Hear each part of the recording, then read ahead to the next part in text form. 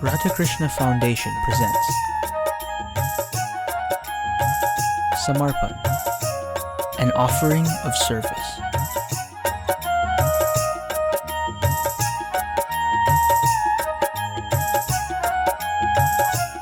वृंदावन बिहारी लाल की जय, सद्गुरु महाराज की जय। गुरुर्ब्रह्मा गुरुर्विष्णु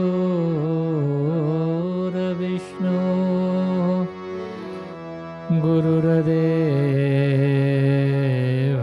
महेश्वरा, गुरुर्साक्षात् परं ब्रह्म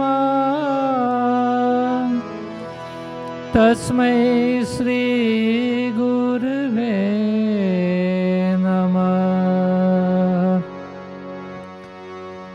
श्री गणेशाय नमः। गजानन श्री गजानन नमो नमः। श्री गजानन गजानन श्री गजानन नमो नमः। श्री गजानन श्री गणनाय नमो नमः। मंगलमूर्ति नमो नमः। श्री गणनाय नमो नमः। मंगलमूर्ति नमो नमः। गजानन श्री गजानन नमो नमः। श्री गजानन गजानन श्री गजानन नमो नमः। श्री गजानन नमो नमः। श्री गजानन नमो नमः। Shri Gajanan. So about 2 sessions ago we talked about faith and how important it is, and if we were to have faith, then how much of a difference in terms of our peace of mind and our confidence, how much of a difference those will be in our everyday life. So for those of you who are listening to that, you may have asked the question, or a question may have cropped up in your mind as to, well, if I don't have that level of faith, then how can I develop that faith? How can I get there?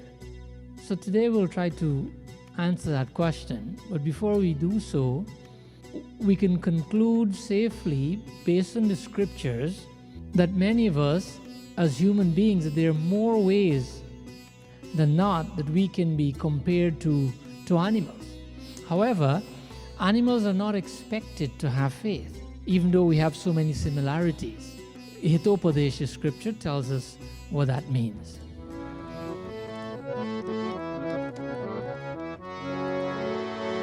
आहार निंदा भयुमैथुनं च सम्मानमेतत् पशुभिर्ननानां ज्ञानं हि तेषमधिको विशेषो ज्ञानं ज्ञानेन हि न पशुभिः समान ज्ञानेन हि न पशुभिः समान। Ahara nindra bhayamaitunam cha. That human beings are told to be superior of all living beings. However, the similarities that I mentioned earlier with animals is ahar, nidra, bhay, and maithun. Ahar means to eat, nidra means to sleep, bhay means fear, maithun, the ability to procreate. These are all things that human beings share with animals. So why is it that we're different from animals? If with those 4 things we're similar, we're comparable. And this is all meant to draw a very clear picture as to how we can develop faith. So based on that mantra, we have so many similarities with animals. What makes us different? What makes us different is Jnanena hina pashubhi samana. Gyan, the power to discriminate, is what separates us from animals. Animals don't have that quality to discriminate, to decipher wrong from right, to try to have faith, to attain God, etc. They cannot think. They work off of instincts. So since we have this Gyan, this ability to discriminate, what are we to do with it? What's the best way to use it? Because we know that we should use it to discriminate between right and wrong, good and bad, temporary and eternal, etc., etc. And so one of the things we can think about and try to decipher, like I said, is why do we lack optimal faith in God? Since we can think, that's a good place to start. So the question that comes to mind, who says that? Who says that I lack optimal faith? I have faith in God. Many of us say that. Yes, but how many times have you not questioned God's role in your life? To the point where whether He exists or not, or whether He's a really just God to us or to others. There's a chaupa in Ramayana says, Kala hi karma hi ishvara hi mitya dosha lagai. When things don't go our way, we blame God. Ishvara hi. Because of all the disparity we see in life among human beings in terms of wealth and in terms of health and in terms of education and everything else. There are so many things that are different from person to person, disparities.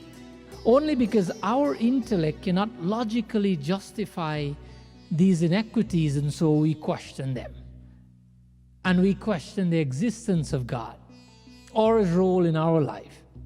But Scripture further qualifies this point on the power to discriminate. If we properly use this power, the one that makes us different from animals, then we will be thinking differently. Ramayana helps us to understand. Bade bhag manush tan pava,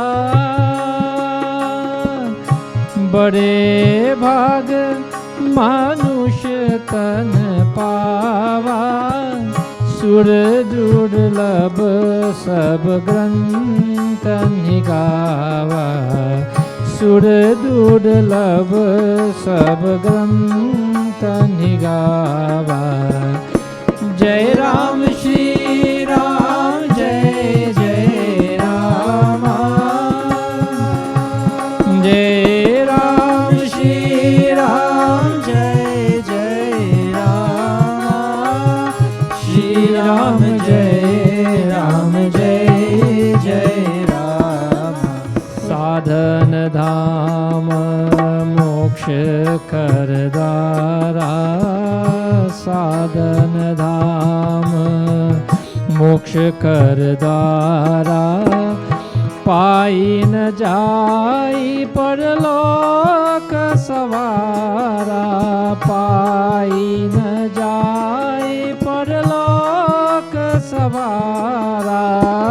Shri Ram जय जय रामा, श्री राम जय जय रामा, श्री राम जय जय Rama. This is a very popular chaupai. It says here that we're very fortunate to have this human body, that this is the greatest gift that God can give us. When he says us, he means us human beings. But there's a particular word here that Bhagwan has used, that the Tulsidas ji has used.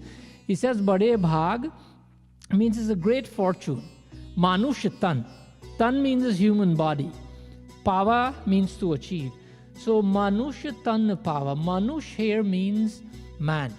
But most of us know that there are many words that mean man. We know Admi means man. We know Purush means man. We know Nar means man. Sometimes you hear the word Jan means man, etc. But Tulsidas just pointedly used the word manush here, manush tanapava. What for? Because the root verb, the dhatu for this word manush is manuhu. Manuhu in Sanskrit means to think.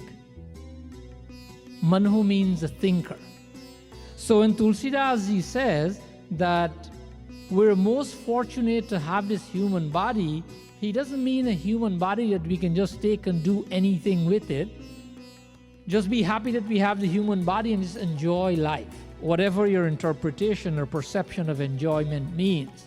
But we have this human body because we have the ability to think.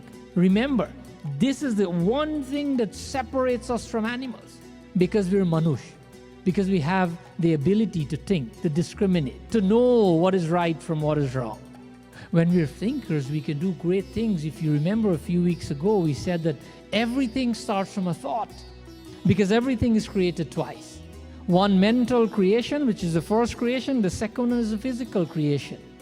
So this ability to think is so powerful, and it's not limited at all. We can have approximately 60,000 thoughts a day. That's why they say great minds discuss ideas. Ideas are thoughts. Great minds discuss ideas because they think. Because we were created to be thinkers.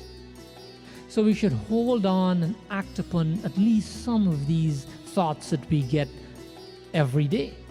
And so one of the things we can think about is, why do we lack full faith in God? Because if we don't use this superpower of thinking as to how we can succeed in life and what is our real purpose, then what happens? We become comparable to animals because we refuse to think. And so everything else is comparable to an animal outside of that very unique ability. So let's use it to ask questions. Like, why don't I have divine experiences? Turns out the reason why we don't have divine experiences is because we don't have faith. It's very simple. We're lacking faith, and so we're lacking divine experiences. And so we come back to the question, the reason for this topic is, how do we develop faith? Here's the answer. Jane binu na koi partiti, binu partiti hoi nahi priti. Jane binu na hoi partiti, binu partiti hoi nahi priti.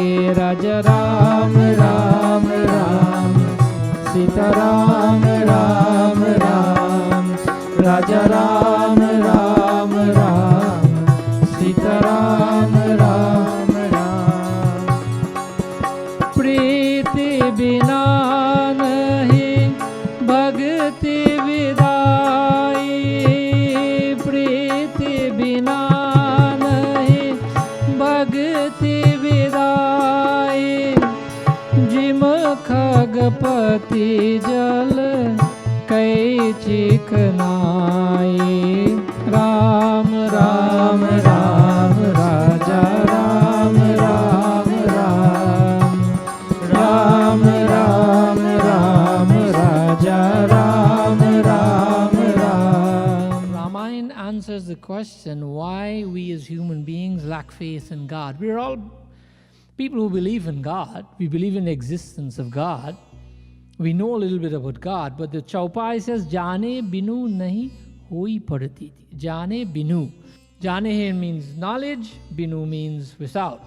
Padatiti here means vishwas, it means faith.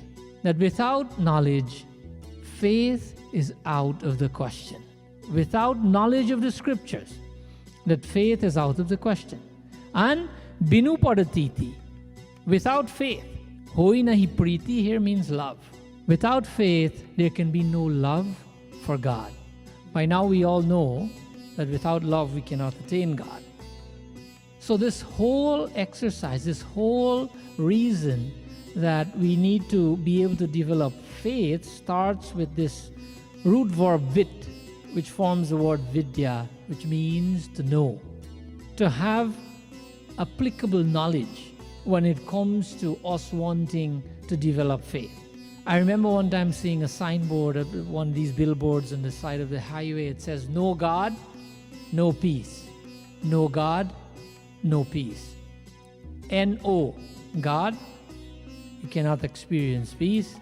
But K-N-O-W, God, when you know God, then you'll be able to experience what peace is, because you'll be able to have faith in God. You know, the saying goes that knowledge is power.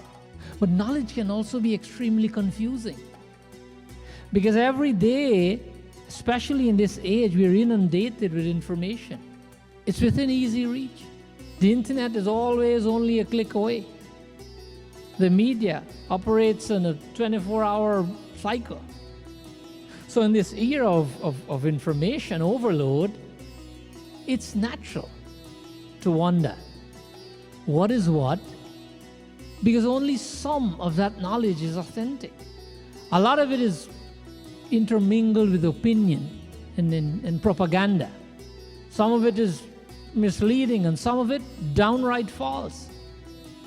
And unfortunately, this kind of thing is not unheard of in some of our Hindu religious conventions.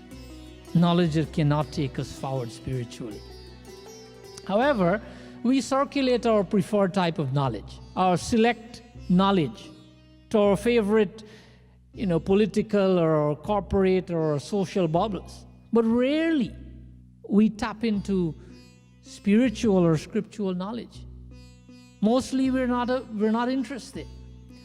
For one thing, knowledge is not a naturally appearing resource like, let's say, gold just appears there, or coal, appears there. Knowledge is not like that.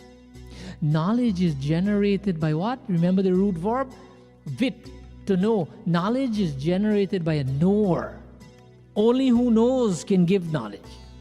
Meaning that someone who has experienced something, in this particular case, someone who has experienced God can tell us about God. And here the knower that we're talking about is no other than Tulsidas Ji. Tulsidas has experienced God. He is a saint. But even to ourselves, without the verification of the scriptures, knowing that God resides within us is not a foreign concept. There are things that are simpler that we cannot even experience, but we take it for granted. For example, most of us say that Mars exists without needing to ever having visited Mars. We never went there, but we take it for granted. We have the knowledge, and we have concluded that Mars exists. Most of us have the feeling. We have an intuition of some sorts. This is why the 17th century French-born philosopher and scientist is called Descartes. He says that we know that the self exists, and we know that God exists. In fact, Descartes says or believes that we apprehend the existence of these things innately. So purposefully, we suppress this knowing that we have that God exists within us. So in other words, human beings are born with a set of inbuilt truths, according to the scientists. What we do, however, is that we ignore it. We ignore all of it. And we hold on to the convenient versions of facts only. Those that we think are important to us. Like the purpose of life. One fact can be the purpose of life. What our perception of the purpose of life is only for personal material gains, and nothing else is more important. There are enough people today who build and maintain a relationship with their own facts. That is why Bhakti Rasamrit Sindhu, Rup Goswami, who's also a knower, he says that a sadhak, a spiritual aspirant, are those who have both knowledge of the scriptures and deep faith in God.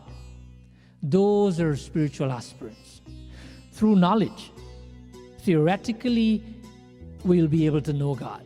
Through going through the scriptures, your faith will strengthen, because the scriptures will tell us who God is and what is his role in our life.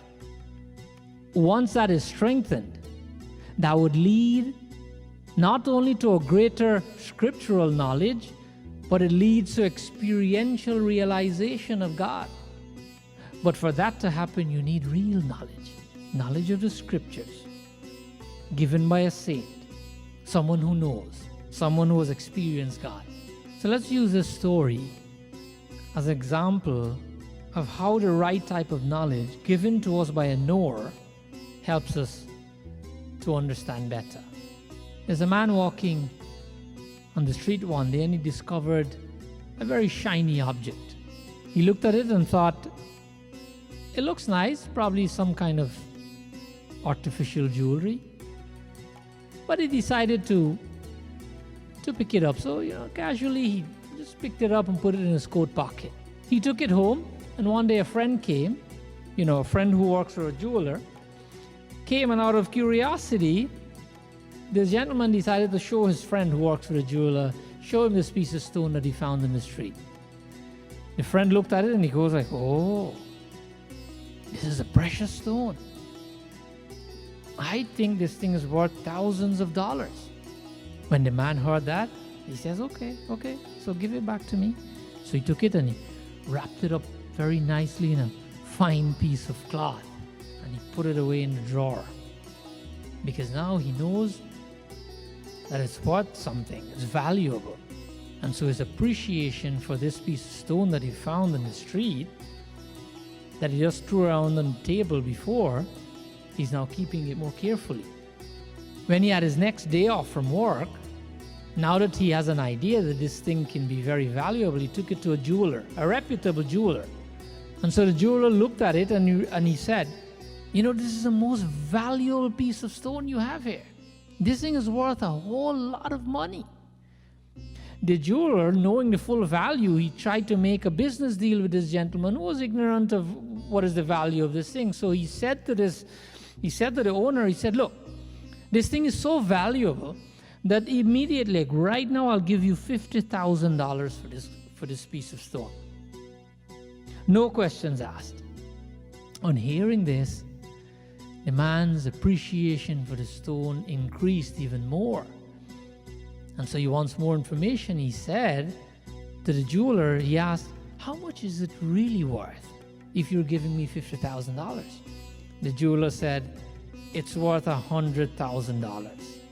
This is a big piece of diamond you found here.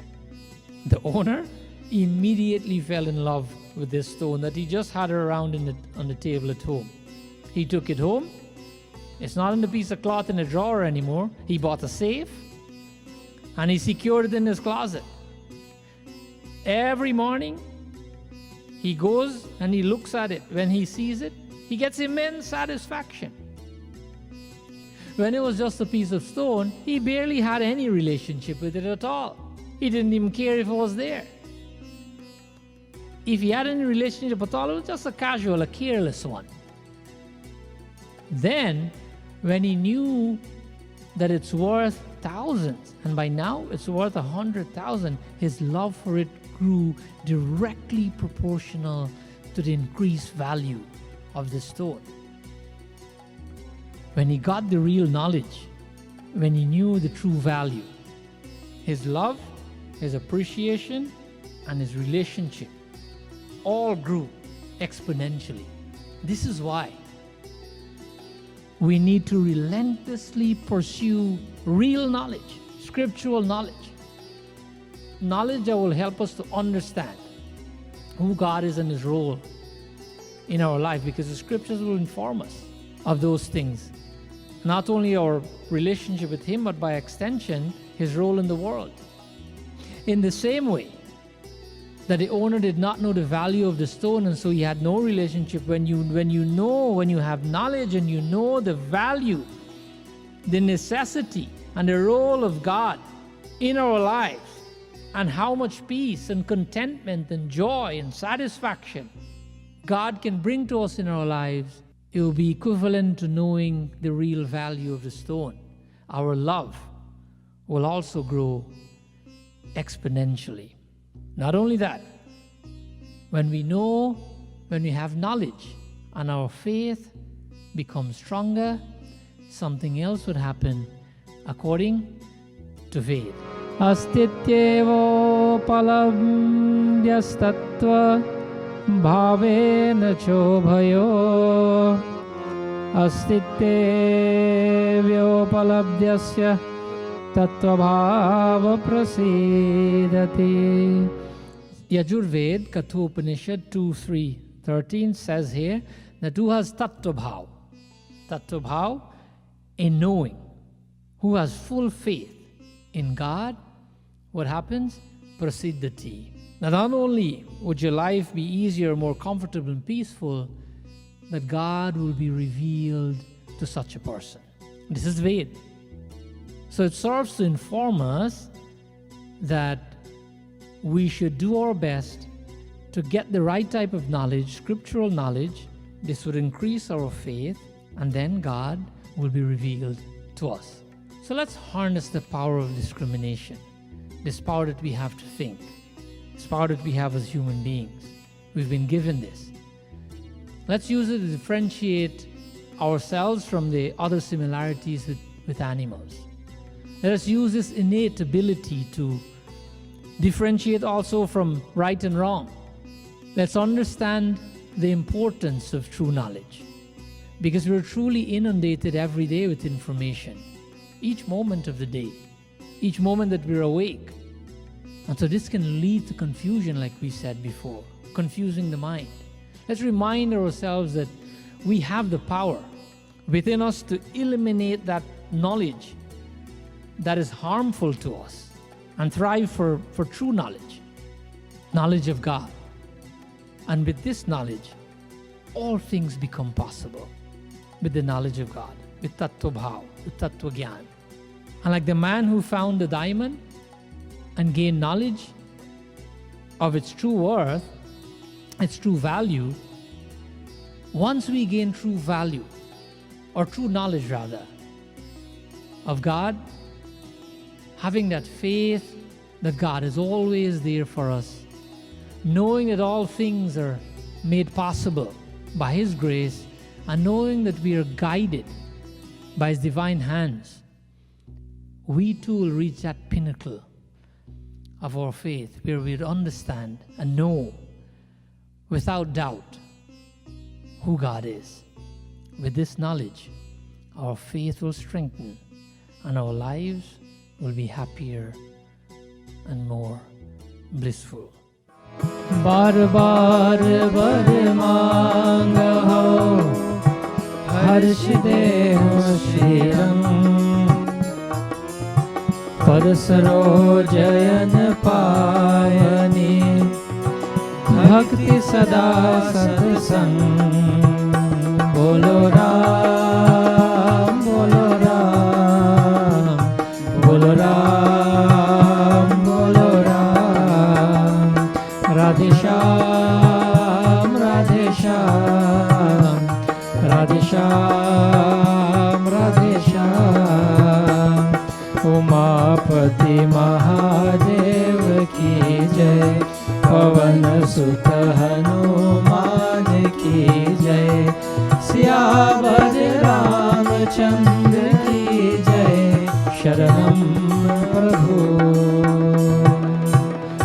जय जय श्री राधे वृंदावन बिहारी लाल की जय।